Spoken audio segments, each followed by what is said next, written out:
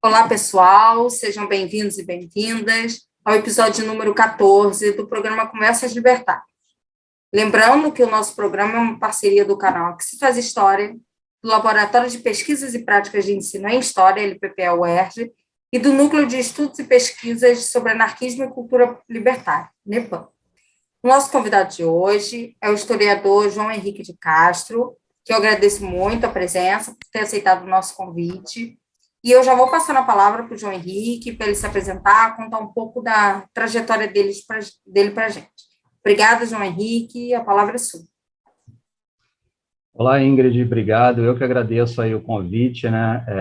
Quero aproveitar, antes de começar a falar da minha trajetória, parabenizar pelo trabalho aí que vocês estão realizando no canal Conversas Libertárias, né? Muito importante esse trabalho de divulgação científica, né? De história pública, ainda mais nesse período que a gente vive aí de tanta desinformação, negacionismo, revisionismos absurdos, né, da história. É muito importante, né, esse combate aí pela história crítica e especificamente o canal aí faz um bom combate pela historiografia do anarquismo, né, para os pesquisadores do anarquismo aqui mostrarem, né, o anarquismo, né, e sua riqueza histórica, um movimento como movimento social e filosofia política. Bom, é uma honra estar aqui no espaço, né, quero acrescentar. Então, falar um pouquinho da minha trajetória acadêmica, né, profissional também, né, é uma trajetória, assim, que eu encaro como um tanto bipolar e sinuosa, né, porque eu admiro muitos jovens, né, que desde cedo têm uma carreira bem certinha, né, escolhem o curso, mestrado, doutorado.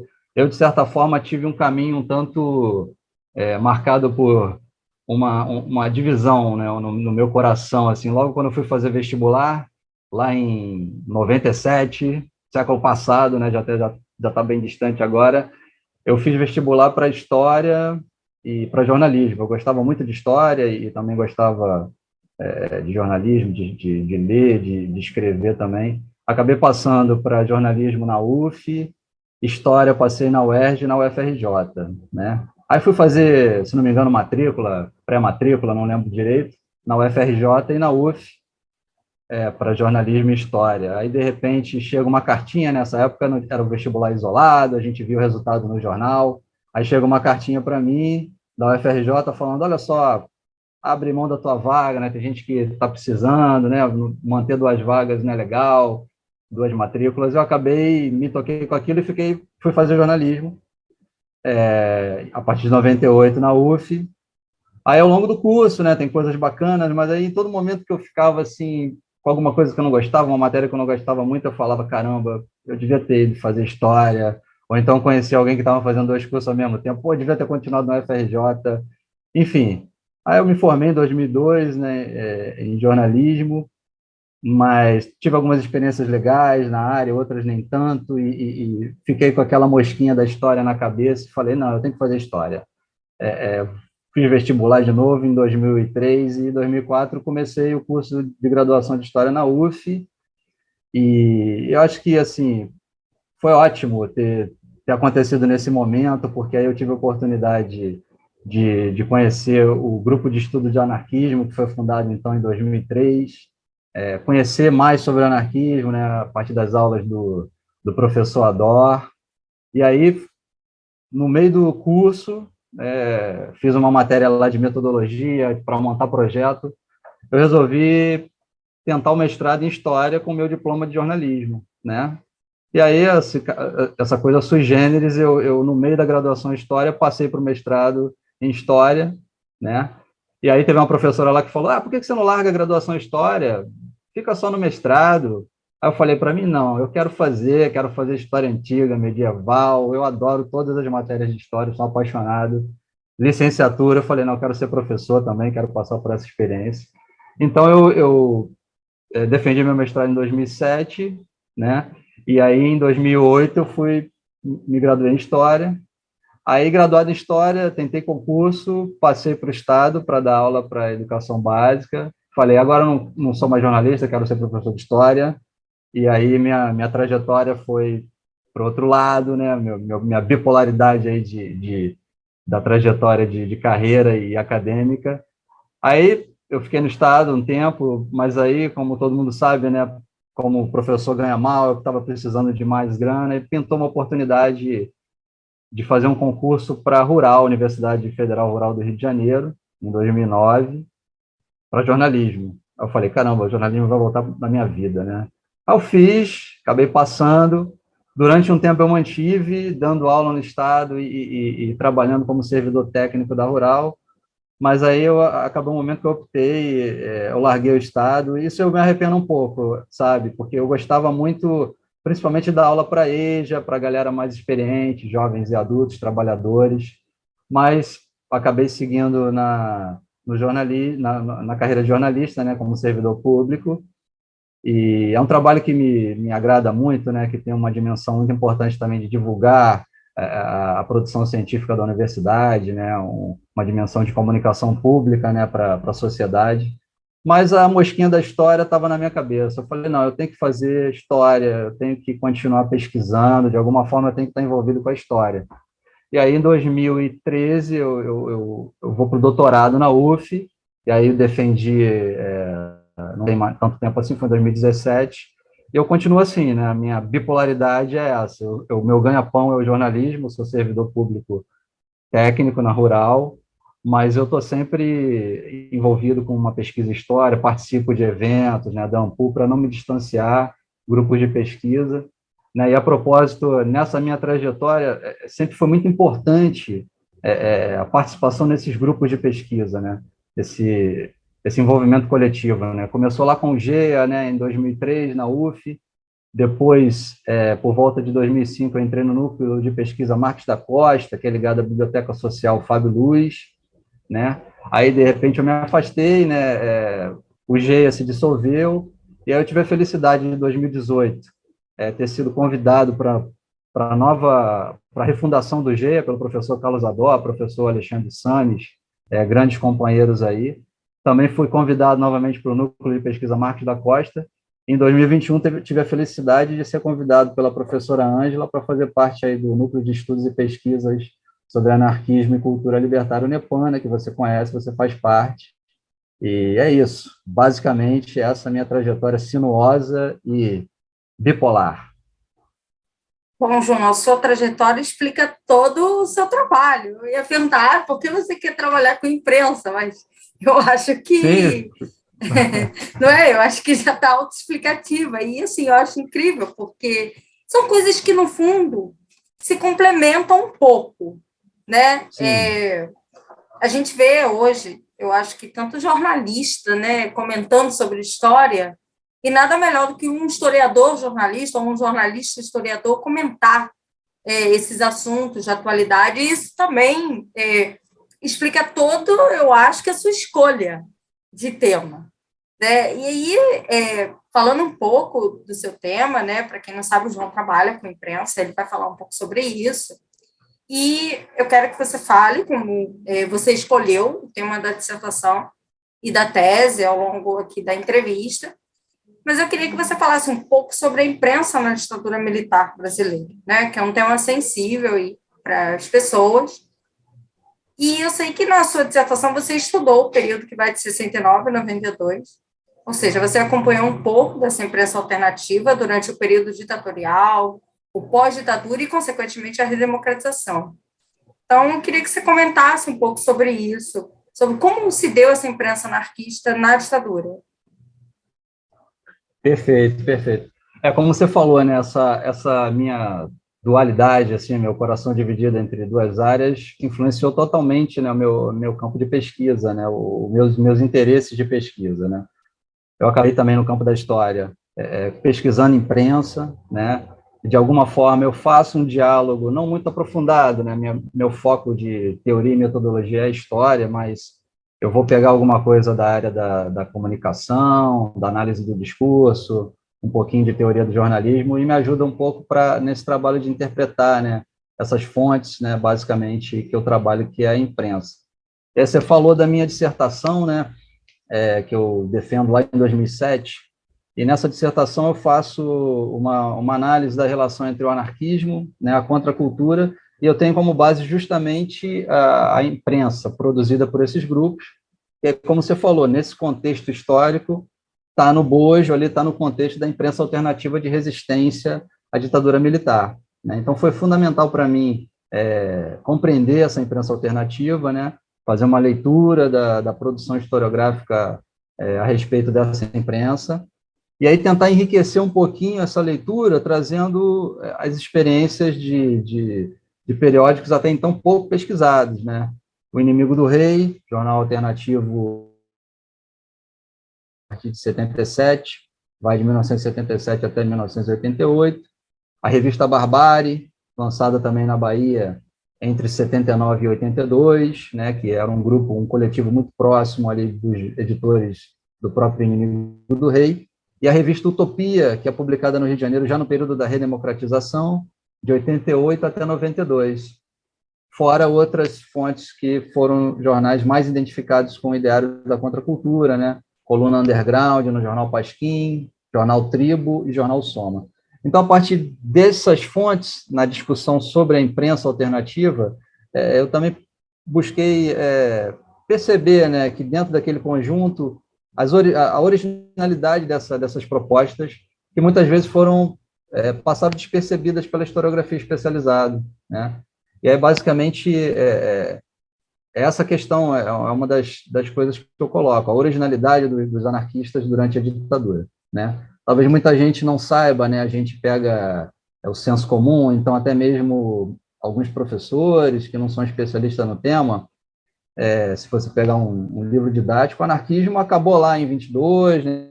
Ainda é didático que bota bem forte esse marco, fundação do Partido Comunista e acabou-se o anarquismo, mas o anarquismo ele continua, né? Ele vai perder aquela iniciação social forte que teve na Primeira República, mas vai se mantendo, né? Passa pela ditadura do Vargas, né? Depois tem um momento de reorganização pela imprensa, né? A imprensa sempre é um vetor importantíssimo para o anarquista, né?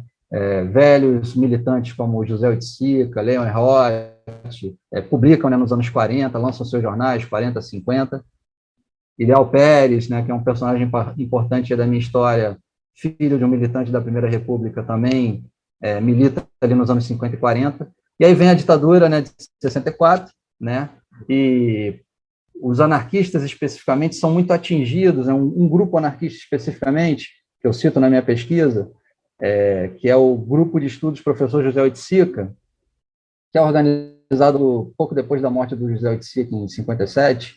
Esse grupo vai existir ali no início dos anos 60, 50, né, fazendo atividades culturais, debates, mas vem a ditadura, né, esse grupo se retrai e efetivamente continua atividades, mas não de uma maneira assim explícita, mas em algum momento ocorre uma delação e o Edgar Rodrigues, né, clássico memorialista do anarquismo, fala isso, ocorre uma delação e o grupo sofre uma repressão, né? Então são 16 presos, eles são julgados, o Ideal Pérez está entre esses presos. Então muita gente não conhece talvez essa história ainda, mas o anarquismo, né, um coletivo anarquista, um grupo anarquista também sofreu com a repressão do Estado autoritário, né? Tem lá no projeto Brasil Nunca Mais, se vocês procurarem o inquérito, vocês vão encontrar o inquérito aí contra esse grupo anarquista.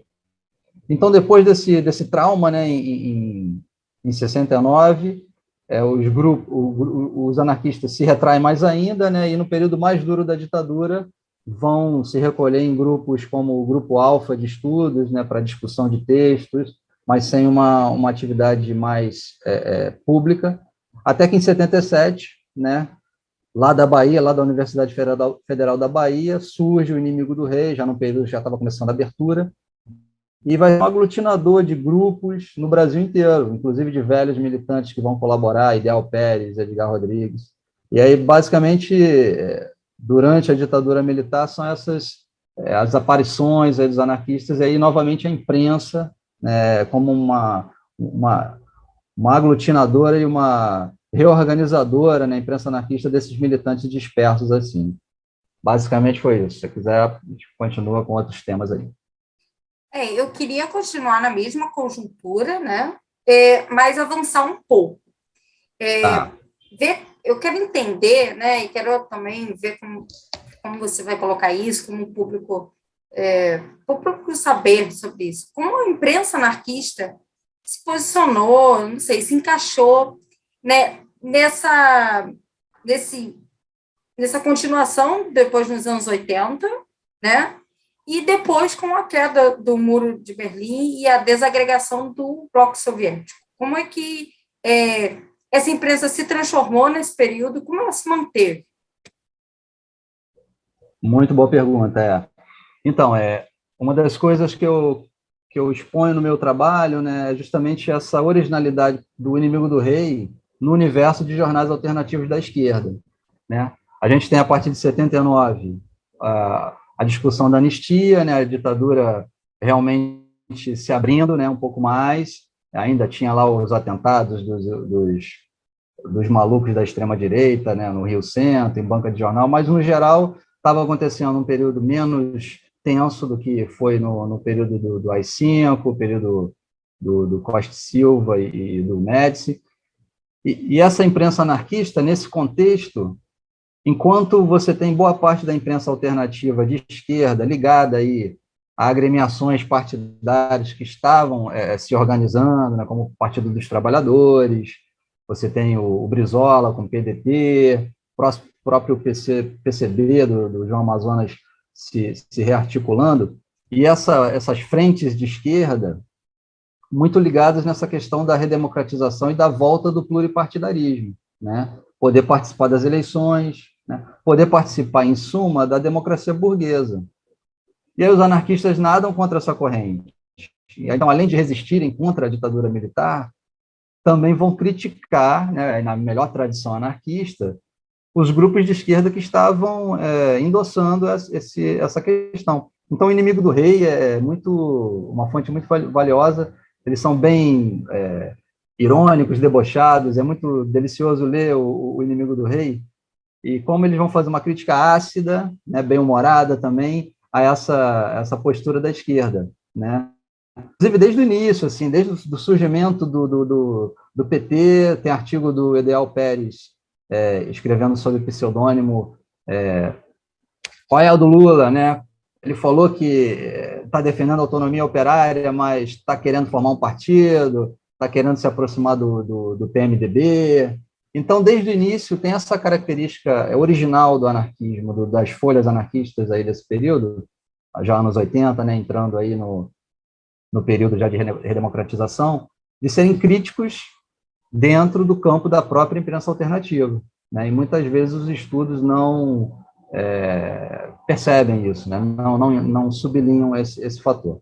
Aí, entrando já nos anos 90, né, que aí o meu objeto da dissertação vai até o Utopia, o jornal Utopia, publicado de 88 até 92.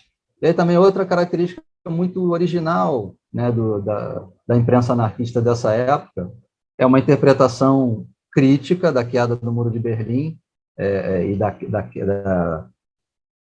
da queda geral do socialismo realmente existente, do socialismo de Estado, né, no leste europeu, na União Soviética.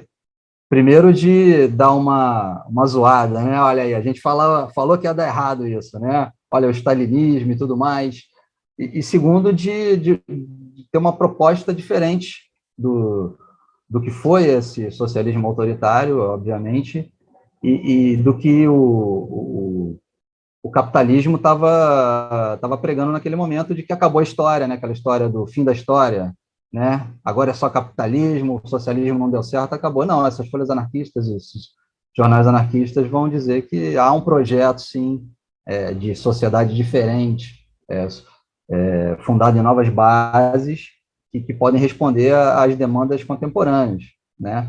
E aí, já no doutorado, eu vou estudar o Libera, que é um jornal anarquista publicado no Rio de Janeiro. Aí o meu recorte é de 91 até 2011, né? São 150 edições que eu analisei. E aí o Libera vai analisando justamente todo esse período de ascensão do neoliberalismo, uma crítica ferrenha a esse período de privatizações, né? E de também da própria participação das esquerdas no poder estabelecido, né? Tem a eleição do Lula, também é uma leitura crítica, né? Não está celebrando a chegada do Lula ao poder, vai estar apontando totalmente as contradições aí dessa participação. E também, voltando um pouquinho no Utopia, tem a questão da ecologia também, né? Que aí em 92 tinha a Eco 92, a gente tinha aquela coisa, toda aquela discussão capitaneada pela ONU, né? Capitalismo verde e tudo mais, e a Utopia e os anarquistas fazendo a crítica, né? Colocando aí o pensamento do Murray Bookchin, né? Ecologia social, falando que não dá para ter uma ecologia sem derrubar o capitalismo, é uma contradição, né? E aí tem essa questão toda, acho que é por aí, a originalidade dessa imprensa anarquista, entre outros fatores, está mais ou menos nesses temas aí que eu pesquisei.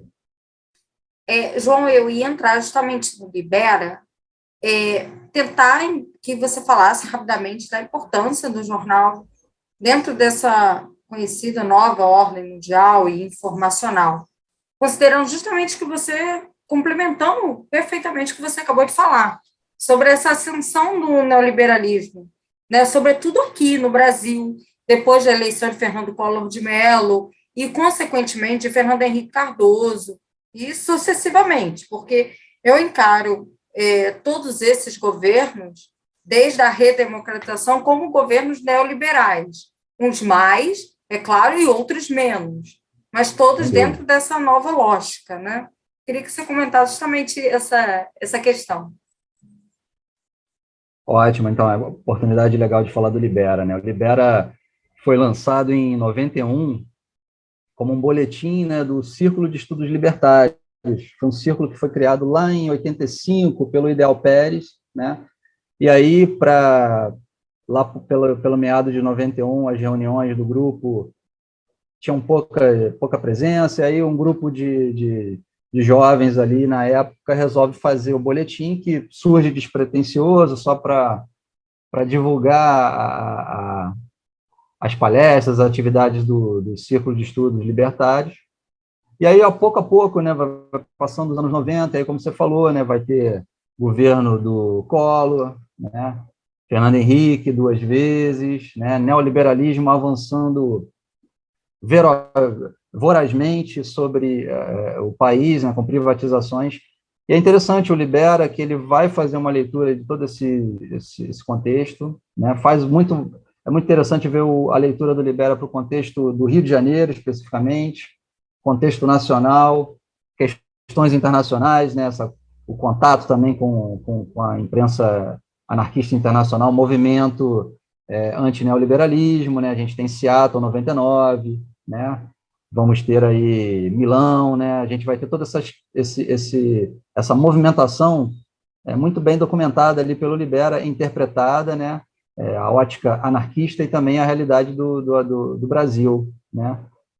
Aí a gente vai entrar nos anos 2000, né, vai ter aí a ascensão de governos de tendência mais à esquerda, centro-esquerda, progressistas, como queiram, e aí o Libera vai sempre ser muito crítico, olha só, PT, Lula, mas não rompeu com o neoliberalismo, né, como você falou, mais ou menos neoliberal, e aí o Libera sempre muito crítico, né, sempre mantendo a postura dos valores anarquistas aí, nessa leitura da realidade do entorno. E aí, paralelamente a isso, também o Libera, além de simplesmente ser uma interpretação, um veículo de imprensa, também está para e passo falando do anarquismo se reorganizar, né? Junto a movimentos sociais, aí você vai ver na página do Libera aproximação com o movimento sem teto, né? Você vai ter apoio à luta camponesa, então você tem toda essa questão, e daquele informativo do Círculo de Estudos, o Libera se torna, em 2003, o veículo da Federação Anarquista do Rio de Janeiro. Aí você vai ter uma articulação, de uma criação de uma federação de anarquistas. Então, toda essa questão eu vou perpassando por essa minha tese, que pega 150 números, vai até 2011. O Libera, a propósito, ainda continua em atividade, e é o jornal anarquista brasileiro, né, em termos de publicação ininterrupta, mais longevo. Completou 30 anos no ano passado. Então, bem rapidamente é isso, né? Sobre o Libera. Eu achei, assim, muito bacana, bem interessante você trazer isso, porque muita gente pode não conhecer, até pessoas que, às vezes, estudam o anarquismo, podem não conhecer. E também é interessante, em toda a sua fala, como o anarquismo consegue se adaptar às conjunturas. Ele não está preso a uma teoria política fixa ou a uma ideologia circunscrita a determinado espaço e tempo, né? A questão do espaço, bem mais, mas, mais uma vez, fica claro de que você consegue fazer uma crítica ao capitalismo envolvendo diversas questões e em conjunturas muito distintas. E é justamente a partir disso que eu queria que você comentasse um pouco as relações entre o Libera e os outros jornais que você estudou, como O Inimigo do Rei, e as experiências dos jornais da Primeira República. Existe algum elo de legado ou existe rompimento entre essas imprensas? São conjunturas muito distintas. Então, como é que você vê isso? Muito boa pergunta também, Ingrid. Eu acho que existem elos e aproximações e afastamentos, né? Lógico, a gente tem que entender totalmente as conjunturas específicas, né? E aí vai da questão da temática até mesmo a parte técnica, né? A questão técnica do próprio produto jornal, né? A gente tem na Primeira República uma tecnologia de composição, né? E aí você vai ter, a partir dos anos 70, 80, uma outra realidade, impressão offset, aí você vai ter, pouco a pouco, a diagramação com mais ilustrações, e aí, de repente, você tem o Libera que eu acompanho, eu vou discutindo isso também, além da questão política, eu vou também tentando pegar um pouquinho da questão da técnica e da técnica jornalística em si, do fazer jornalístico em si do Libera. Como que ele começa artesanal, meio que numa fronteira entre o analógico e o digital, e também vai mudando, vão entrando programas de computador para diagramar, o visual vai mudando, então tem essas coisas, né? Você tem diferenças concretas do produto, imprensa anarquista da Primeira República e imprensa anarquista aí pós-Segunda Guerra, anos 80, 90, virada para o século XXI, né? Isso é inegável. Mas eu reparei também algumas aproximações, né? Principalmente do próprio fazer jornalístico mesmo, né? E que está muito ligado, o fazer jornalístico anarquista, à própria ideologia, né? Isso é muito óbvio, né? Você tem a defesa da autogestão, né? Você tem o combate às hierarquias, isso torna o jornalismo anarquista muito original, né? Você vai ter não vai ter redações como tem o jornalismo burguês, né? Você não vai ter o editor-chefe, o repórter, o chefe de redação, aquela coisa toda. Você quebra isso. E eu acho que isso vem desde a Primeira República, né? Eu vou reparar que isso se mantém nos jornais que eu pesquisei, né? Eu quis fazer no primeiro capítulo da minha tese um apanhado bem superficial, porque senão eu ia fugir do tema, né, que era pesquisar o Libera. Mas eu acompanhei assim alguns jornais da Primeira República, tentando pegar deles indícios que me dissessem coisas sobre a estratégia de propaganda desses jornais, né? E aí algumas coisas também com diálogo com a documentação, com as fontes secundárias, por exemplo, a Maria Nazaré Ferreira, que tem um livro clássico sobre a imprensa operária, fala do modus operandi da imprensa operária, que a gente pode, obviamente, estender para a imprensa anarquista, porque estavam ali amalgamadas, né, o sindicalismo revolucionário, o anarquismo. E aí você tem que, ela fala isso, né, todo o proletariado era repórter do jornal, né, então não tinha a figura do repórter profissional. As redações recebiam muito material da própria classe, e aí, de certa maneira, esses traços vão se manter de um modo diferente nos jornais que eu pesquiso, mais recentes, né? O Inimigo do Rei, por exemplo, começa pequeno lá na Bahia, na Universidade Federal da Bahia, e, de repente, ele vai ganhar colaboração de estados como Santa Catarina, Rio Grande do Sul, Rio de Janeiro. A feitura da edição era feita em rodízio, né? Cada capital preparava a edição, Você vai ter, então, uma colaboração não hierárquica, né?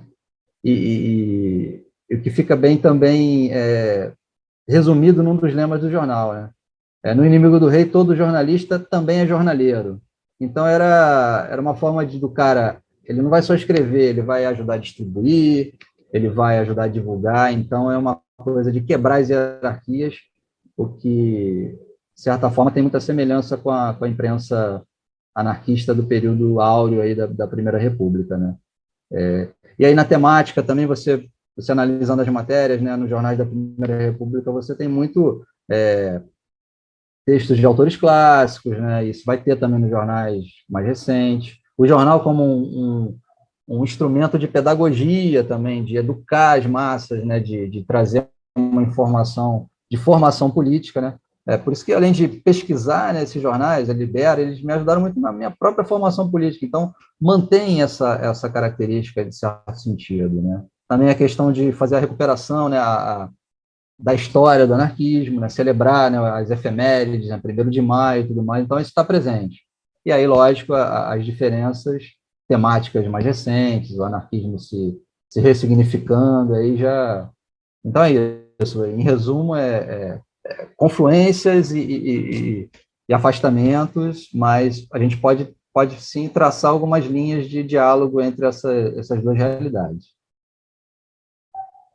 Muito bacana, João. Eu vou deixar aqui na descrição do vídeo o site da Farge para que as pessoas possam acessar a edição atual, as edições atuais do Libera, falando aí sobre o negacionismo perpetrado pelo governo federal e outras questões que envolvem o nosso momento, né? Sobretudo da pandemia. Então, são reflexões importantes sobre como está a classe trabalhadora na pandemia. Enfim, eu acessei aqui, mediado do boa e velha Google, e aí eu vou deixar aqui disponível para quem que tiver interesse, que leia, aprenda um pouco, né? Eu concordo com você, acho que o jornal tem um poder pedagógico muito grande. Bom, João, eu adorei falar com você, achei que a nossa entrevista foi ótima. Eu queria fazer uma última pergunta para você, que eu faço para a maioria dos convidados. Comecei a fazer com a entrevista do professor Carlos Rumani, e agora eu pergunto para todo mundo. O que significa, o que é o anarquismo para você, João? Opa, essa é a pergunta central, né? Uma pergunta muito simples. Clóvis, o que é a vida?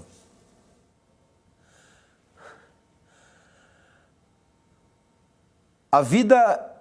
Olha, eu acho que o anarquismo, primeiro, antes de tudo, o anarquismo é ordem, né? A gente tem que sempre aqui, em espaços como esse, né, para pesquisadores e também para quem milita, para destruir esse senso comum, né? E é um discurso tanto do senso comum quanto dos adversários políticos do anarquismo, de ressaltar que o anarquismo é desordem, é bagunça, né?